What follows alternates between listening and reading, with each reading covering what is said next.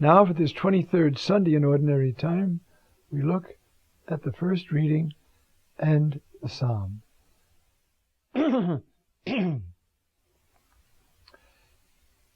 It's an intriguing and sometimes baffling text, okay?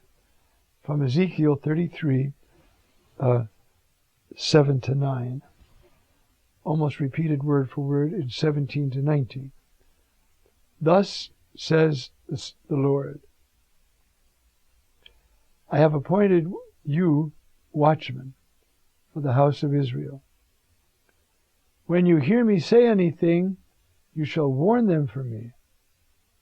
If I tell the wicked man, O wicked one, you shall surely die, and you do not speak out to dissuade the wicked man from his way, the wicked shall die for his guilt, but I will hold you responsible for his death. If you warn the wicked man, trying to turn him from his way, and he refuses to turn from his way, he shall die for his guilt, but you shall save yourself. Pretty important, isn't it? If you put this in terms of Christian Catholic theology, we're talking about fraternal correction. Telling somebody they're in trouble. Why? So they'll get out of it. Now, it's getting harder and harder to do this because everybody, mind your own business. This is a free country and all that kind of stuff. But you know, there are two people who don't stop giving us fraternal correction. Our Lord and Our Lady. How many times is our Lord talking to people, Our Lady talking to people, and many of them are very authentic. What are they talking about? Turning from sin and trusting their love. And our Lord, to one, said, the sin that stirs up my anger more than any other is abortion. Abortion. So, I want to reflect for a few minutes on what St. Thomas says about fraternal correction, because I think it will clarify this text, and you will see the gospel as well. First question he asks, is correction a work of love? And he says, yes, it's a work of love. It's a form, if you will, of spiritual almsgiving. If I see you in trouble, and I don't do anything, where's my love for you?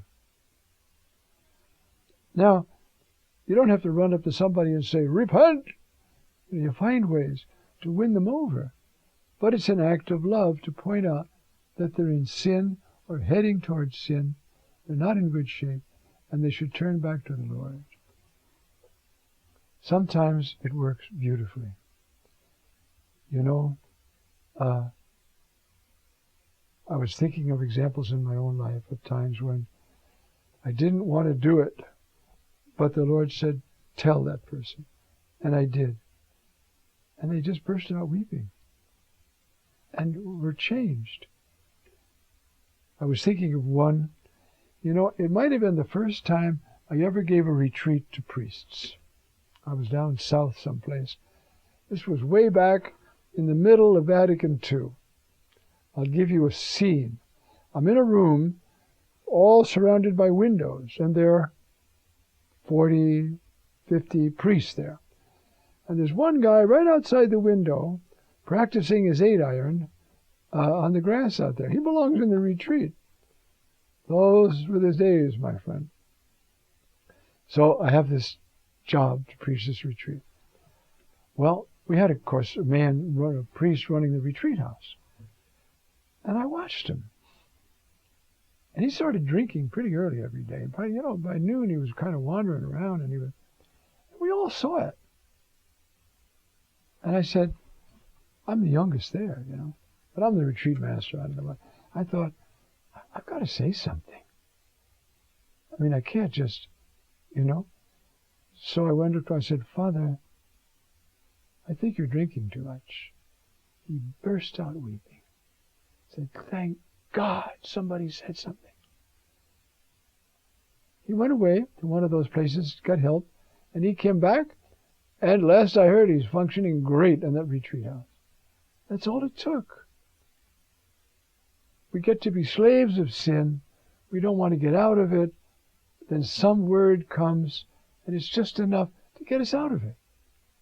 That's why it's an act of love, you see.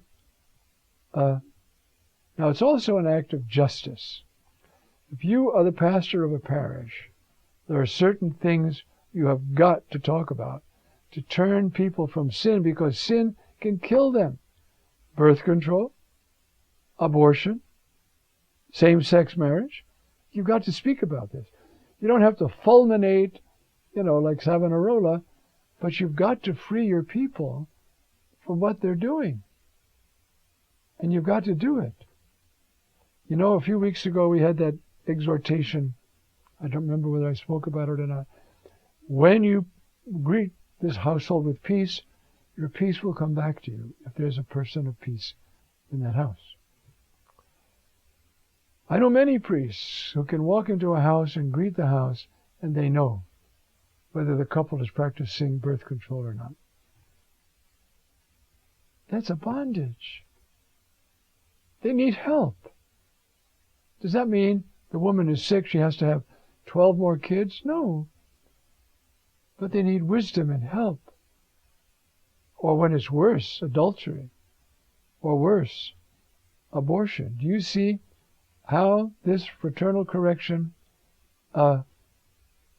this exhortation to Ezekiel, is carried out when people stand in front of an abortion clinic and try to help these women find a solution for whatever their problem is in having this abortion? And we've got resources. We have counseling. We got all kinds of things. We got adoption. You see? But you see, as I said, this is like spiritual almsgiving. All right, for Ezekiel, he's a prophet. So this is not just friend to friend. He has been commissioned by God to do it. And God says, you don't do it, and he dies, you die. You didn't do it. Whew. Preachers, take note. If you know, and I mean, who doesn't know, that people are sinning, wasting their time, drinking too much, unfaithful in their marriage, whatever, how are you going to get them out of it? That's an act of love. Now, of course, in this country, the first thing you're told is, mind your own business. But if you're a priest, that is your business. You are like Ezekiel. You've got to speak. And you'll be amazed, as I have been. I think I told you this story once before, not about me now, about somebody else. A young priest, ordained about a year or so, in an upper middle class parish here in this diocese. And he got up in the pulpit and he said, now, I want you to pray for me right now, because I have a very difficult sermon to deliver. So he stopped in silence and they all prayed. And he preached on birth control. When he finished, the whole congregation stood up and clapped. Do you see how God blessed that? That love? See, the love inspired his courage. And he didn't get mind your own darn business, He got, you're right. Now, how many could sustain that? Only God knows. But they had their chance. You see? That's the obligation of a preacher. But, as we're going to see when we get to the gospel, it's the obligation of everybody. If you see your brother sinning, you've got to go and talk to him. That's that. And so, we have this wonderful text about forgiveness, you see. If I've appointed you watchmen, every priest, every bishop, even every deacon, watchmen for the house of the church. When you hear me say anything, you shall warn them for me. Now, my goodness, what about Our Lady of Fatima? Wasn't that fraternal correction? Wasn't that to help us? And even that line we now have in the Rosary, O my Jesus, forgive us our sins. Save us from the fires of hell. Bring all souls to heaven, especially those most in need of your mercy. We pray for that. You see, we've gotten to the point. Pius XII well described it when he said, the greatest sin of our age is to have no sense of sin at all. Now, what happens in that is that sin causes estrangement. I can't really live with myself. You see, I remember, I may have told you this before, I had two friends, women. One was Israeli, the other was Palestinian. And I introduced them, both great human beings. And they began to speak. And it was such an honest conversation. Oh, so direct, so honest. I tell you one thing, when people over there want to be that way, they can be that way. Sometimes we can't even when we want to be. Anyway, finally toward the end of the conversation, which was very honest, it started, the first question the Israeli asked the Palestinian was, you want to kill me, don't you? I mean, I've taken your land. The answer was, no, I don't want to kill you. There's been too much blood spilt here already. So they talked for a while. Then finally, the Israeli asked the Palestinian, well, how do you feel? And she said, look, my sister, who by that time, Palestinian, was running the cancer department of the biggest hospital in northern Israel. So things were getting better between Israeli and Palestinian. My sister, when she went to medical school, she first went to an ulpan, which is a language school for Hebrew, because we don't speak Hebrew at home, we speak Arabic. So she went, and she tried to talk to the girls, and they wouldn't talk to her. The Israeli said, don't you understand? If I really look at you, I have to really look at me, and I can't do that yet. Do you see what fruit came of that honest conversation? It wasn't, you are terrible. You see? It was, this has to change. That is fraternal correction, if you will.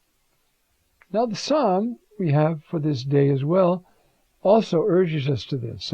This is Psalm 95. Starts off, let us sing joyfully to the Lord. Let us acclaim the rock of our salvation, of who saves us. Let us come into his presence with thanksgiving. Let us sing joyful songs to the Lord. Okay. Then come in and bow down and so forth. Now, the last verse that we have for the Sunday liturgy. Oh, that today you would hear his voice. Everybody, hear his voice. Harden not your hearts. That's the key. We disobey, don't want to hear. And pretty soon, our hearts are like a rock. Harden not your hearts as Meribah, as in the day of Massah, when your fathers tempted me, they tested me, though they had seen my works. So the exhortation is, don't harden your hearts. This is going to come again in the gospel, but it's this, it cuts across so much American culture. You do your thing, I'll do my thing. I don't care about you. If your thing is to be an alcoholic and live in the gutter, well, that's your thing. He's ruined life, he's ruined family, he's ruined children. You see, love is the motive for speaking when we should speak.